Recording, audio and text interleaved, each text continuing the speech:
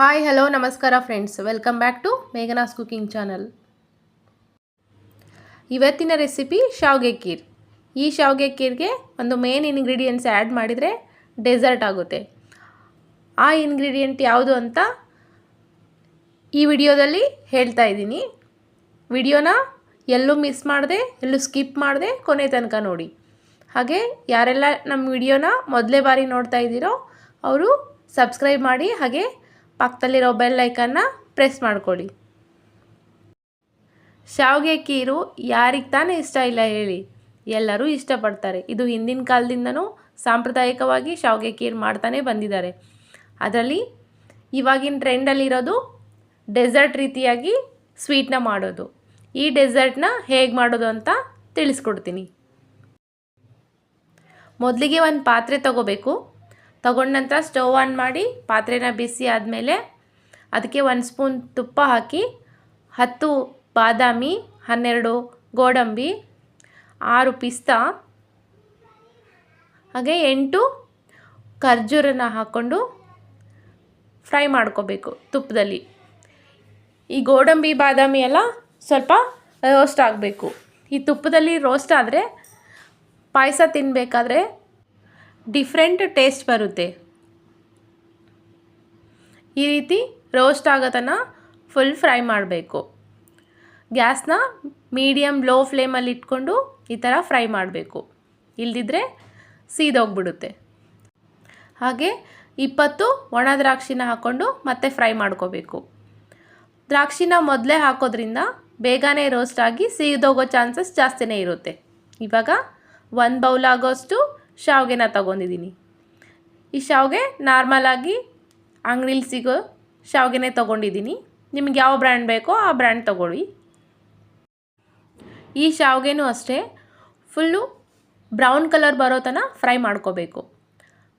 ಮತ್ತು ನಿಮಗೆ ಬೇಕು ಅಂದರೆ ಗೀನ ಆ್ಯಡ್ ಮಾಡ್ಕೋಬೋದು.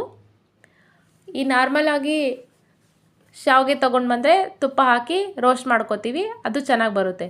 ಇವಾಗ ರೋಸ್ಟೆಡ್ ಶಾವಿಗೆನೇ ಸಿಗುತ್ತೆ, ಅದು ತೊಗೊಂಬಂದ್ರೂ 1-2 ಮಿನಿಟ್ಸ್ ಆದರೂ ಫ್ರೈ ಮಾಡಿಕೊಂಡು ಪಾಯಸ ಮಾಡಿದರೆ ತುಂಬ ಚೆನ್ನಾಗಿ ಬರುತ್ತೆ.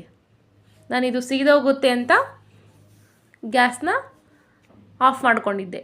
ಇವಾಗ ಮತ್ತೆ ಆನ್ ಮಾಡಿಕೊಂಡು ಈ ದೊಡ್ಡ ಬೌಲಲ್ಲಿ 3/4 ಬೌಲಷ್ಟು ಹಾಲನ್ನ ಹಾಕ್ಕೋತಿದ್ದೀನಿ. ಇದಕ್ಕೆ ಹಾಲಲ್ಲೇ ಶಾವಿಗೆ ಬೇಯೋದ್ರಿಂದ ತುಂಬಾ ಚೆನ್ನಾಗಿ ಬರುತ್ತೆ, ತುಂಬ ಮೈಲ್ಡಾಗಿ ಟೇಸ್ಟ್ ಕೊಡುತ್ತೆ. ಈ ಹಾಲು ಹಾಕಿದ ನಂತರ 1-2 ನಿಮಿಷ ಶಾವಿಗೆನ ಹಾಲಲ್ಲೇ ಬೇಯಿಸ್ಕೋಬೇಕು.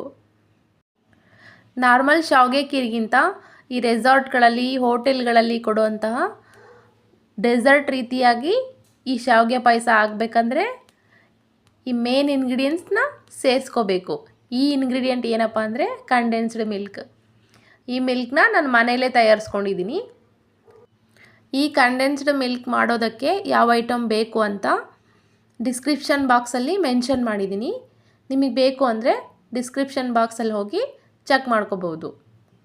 ಈ ಮಿಲ್ಕ್ ಹಾಕೋದ ನಂತರ 1-2-3 ಮಿನಿಟ್ಸ್ ಚೆನ್ನಾಗಿ ಕೈಯಾಡಿಸ್ಕೋಬೇಕು. ಈ ಮಿಲ್ಕ್ ಹಾಕಿದರೆ ಸಕ್ಕರೆ ಹಾಕೋ ಅವಶ್ಯಕತೆ ಇರೋದಿಲ್ಲ. ನಂತರ ಇದಕ್ಕೆ 1/2 ಬೌಲಷ್ಟು ಮತ್ತೆ ಮಿಲ್ಕ್ನ ಆ್ಯಡ್ ಮಾಡ್ಕೊತಿದ್ದೀನಿ. ಆ್ಯಡ್ ಮಾಡ್ಕೊಂಡ ನಂತರ 8 ಮಿನಿಟ್ಸಷ್ಟು ಲಿಡ್ನ ಕ್ಲೋಸ್ ಮಾಡಿ ಚೆನ್ನಾಗಿ ಬೇಯಿಸ್ಕೊಳ್ಳೋಣ. ಈ ರೀತಿ ಕುದಿ ಬಂದ ಮೇಲೆ ಈ ಶಾವಿಗೆ ಖೀರು ರೆಡಿಯಾಗುತ್ತೆ. ಇದಕ್ಕೆ ಮೇಲ್ಗಡೆ ಇವಾಗ ಏಲಕ್ಕಿ ಪೌಡ್ರನ್ನ ಹಾಕ್ಕೋತಾ ಇದ್ದೀನಿ. ಫೈನಲಿ ಈ ಶಾವಿಗೆ ಡೆಸರ್ಟ್ ರೆಡಿಯಾಗಿದೆ. ನಿಮಗೆ ಈ ರೆಸಿಪಿ ಇಷ್ಟ ಆಗಿದೆ ಅನ್ಕೋತೀನಿ. ಇಷ್ಟ ಆದರೆ ಲೈಕ್ ಮಾಡಿ, ಶೇರ್ ಮಾಡಿ, ಸಬ್ಸ್ಕ್ರೈಬ್ ಮಾಡಿ, ಹಾಗೆ ಪಕ್ಕದಲ್ಲಿರೋ ಬೆಲ್ ಐಕನ್ನ ಪ್ರೆಸ್ ಮಾಡಿ. ಇನ್ನಷ್ಟು ಈ ಥರದ ಈಸಿ ಸ್ವೀಟ್ ರೆಸಿಪಿಗಳಿಗಾಗಿ ಕಮೆಂಟ್ ಮಾಡಿ ತಿಳಿಸಿ. ಹೀಗೆ ನಮ್ಮ ಚಾನಲ್ಗೆ ಸದಾ ಸಪೋರ್ಟ್ ಮಾಡ್ತಾಯಿರಿ. Thanks for watching. ಮತ್ತಷ್ಟು ಹೊಸ ರೆಸಿಪಿಗಳೊಂದಿಗೆ ಮುಂದಿನ ವಿಡಿಯೋದಲ್ಲಿ ಸಿಗ್ತೀನಿ. ಬಾಯ್.